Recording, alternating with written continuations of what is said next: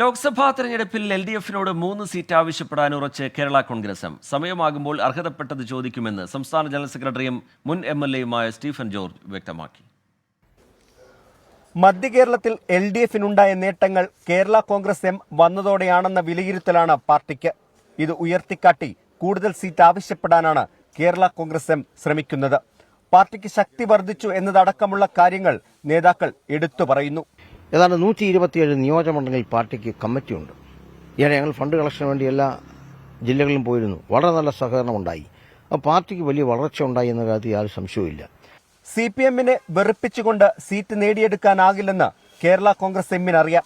അതുകൊണ്ട് തന്നെ UDFിൽ അവകാശവാദങ്ങൾ ഉന്നയിച്ചിരുന്നത് പോലെ കടുത്ത നിലപാടുകൾ സ്വീകരിക്കില്ല. ഞാനൊരു കാര്യം അടിവരായിട്ട് പറയാം. കേരള കോൺഗ്രസിന് 3 സീറ്റിന് അർഹതയുണ്ട്. പക്ഷേ അതൊന്നും ചർച്ച ചെയ്യാനുള്ള സമയമായില്ലല്ലോ. ആ സമയമാകുമ്പോൾ ഞങ്ങൾ ചർച്ച ചെയ്യും.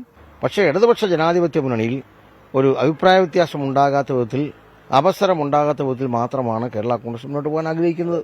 കോട്ടയത്തിന് പുറമെ പത്തനംതിട്ട, ഇടുക്കി, എറണാകുളം ഉൾപ്പെടെയുള്ള സീറ്റുകളിലാണ് കേരള കോൺഗ്രസ് എം കണ്ണുവച്ചിരിക്കുന്നത്. Toby Johnson, 24, Kottayam.